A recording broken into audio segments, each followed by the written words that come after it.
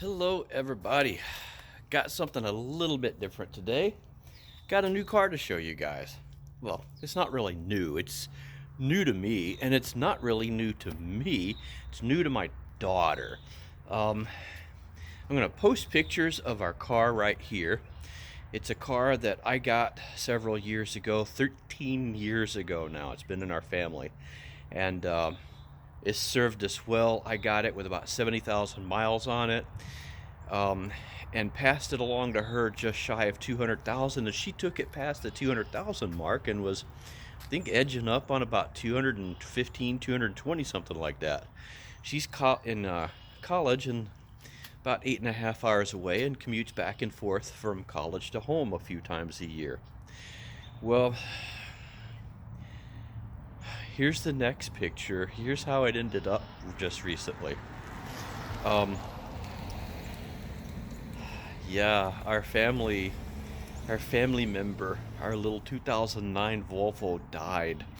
So I had to go on the hunt to find something as a replacement for her.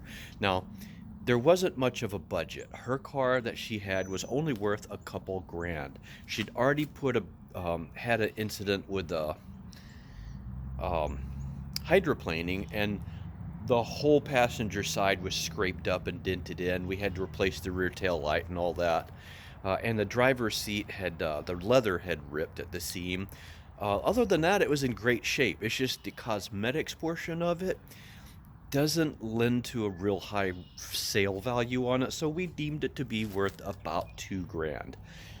So that's roughly the budget we had to work with. And to find a reliable car that's going to get you back and forth, and she goes to college in northern Michigan, heavy snow, cold winters, and to be able to go back and forth in that, I mean, what kind of car are you going to find like that? I don't know, maybe something like this? Let's turn you around so you can see a little bit better. I apologize for the sun, but this is what we ended up with. It's a little older. This is a 2005. It is a Ford 500 SEL with about 240,000 miles on it. But look at it and tell me that it looks like it has 240,000 miles on it. I did do a small color correction on it. I buffed it out with just a polishing compound. I didn't use a cutting compound to get the light swirls out. And ceramic coated it. Used some re-black stuff on the cowling there where the windshield wipers are. And didn't have to do a whole heck of a lot else. You can see a dent right there. Just a little one. You can see, if you look right here, where it got the typical Ford rust starting, and the previous owner tried to fix the rust in place and seal it so it would stop rusting, and then patched it and did a pretty dang good job of it. I mean, if you're not looking for it, you don't even notice it. It looks great. It has brand new Goodyear Assurance triple peak rated tires all the way around, which will be great in those northern Michigan winters. The back passenger windows and rear window are lightly tinted, so it kind of looks like that mafia mobile. Back looks great, haven't even got a tag on it. Tail lights are in great shape. Come around to this side and everything looks great on that. You can see again at the lower fender well, that's a Ford thing. If you have a Ford older than about 2015 and it doesn't have rust in that spot, then it was probably from Arizona or something. But in the Midwest here, that's super common. But look how beautiful this thing is. And I'll tell you what, this thing was maintained well. Before the two new tires were put on, new tie rods were put on, and then an alignment after that to make sure that it didn't wear out the new tires when they were put on. Both front struts were replaced within the last couple of years. Just because a guy that owned it, it was his wife that drove it, and he wanted it to be right for her. He wanted everything to be perfect. The interior, I mean, look at the interior on this thing. Let me get the key here and unlock it. It has both keys with fobs. I mean, look how clean it is here. Even around the door jambs and everything, I didn't have to do any of that. It was already done. Has WeatherTech floor mats. Everything in here works. These Ford 500s and Mercuries had a habit of being broken, and it works perfectly. The struts that hold up the trunk lid are new. They are brand new. Has an aftermarket Bluetooth double DIN radio. Nothing super fancy. Has USB input, micro SD, CD, DVD, stuff like that. The steering wheel, you can see a little bit of it right there. Has that typical Ford where the color rubs off. But the owners that we bought it from found this that matches so well. I didn't even realize it was a steering wheel cover until I grabbed it and felt underneath it. It just blends in so nicely. And everything else matches. And the guy even gave me a jump starter for it. He said he always had this in here for this car. Never needed it for his truck a time or two, he said.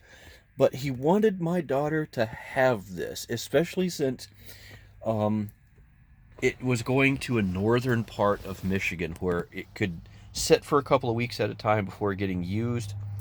And he just wanted to make sure she was safe. And let's check in the trunk and under the hood.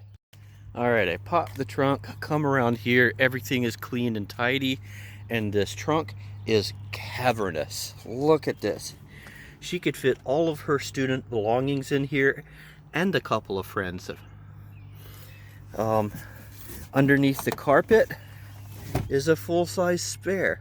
Well, service spare, but it's still a full size. It's not the super dinky ones. This one's hefty. Plenty of room. New struts, like I said. Both sides. Look at that shine. And up under the hood, it does have a small oil leak. Not enough to worry about. The guy said it leaks out about a half a quart. Between oil changes, he thought it was the oil pan. I haven't got it up to see. I think some of it may actually be the valve covers. This one, the gasket is easy to replace. Back one, not so much. You got to take off your intake manifold. At some point, I'll pull these to see what the plugs look like. If they don't look like they've been changed recently, I'll get a kit to replace the plugs and everything, which means this upper intake manifold gasket. And while I'm there, I might as well do the gaskets for these. I'm not going to worry about the oil pan right now unless I see that it needs it. But everything is clean, clean, clean. New air filter. Did not have to get a new air filter. It was full of windshield washer fluid. It even has an oil change. He got an oil change the morning before I bought it from him because he wanted it good. He wanted to make sure it had fresh oil in it and she didn't have to worry about it. Incredible buying experience. The gentleman that I bought this from was not interested in making money off of it. He wanted it to go to somebody that deserved it. And you can see the new nut for the strut over there, brand spanking new. So far we've driven it a very, very limited amount. My daughter's still in college. She gets here this weekend. I've only had it a few days, so it's just stayed in the garage until she can get down here and get it registered, because I had the title put directly in her name. It's going to be her car. Smooth as silk on the highway. My other daughter drove it down. It was about an hour and 15 minutes north of us where we got it, and it was just as smooth as silk, she said. Everything worked beautifully. I watched it behind me. I had her follow me, and it was perfect. Sorry, just checking to see if I could close the hood. I forgot. And the engine runs beautifully. I've driven it around the neighborhood a little bit here, and we did the test drive on the roads, and it's beautiful. It's silky smooth. It runs magnificent. And these 3-liter V6s from Ford are known for going a long time if you take care of them. So, guess how much I paid for it. Remember, we had a budget of $2,000 that we were trying to stay close to. Now, for something like this, would you expect that we got close to that? Actually, yeah, pretty close. $2,400. And I didn't have to put tires on it. I didn't have to get an air filter. I didn't have to do any repairs. So all of that was worth it.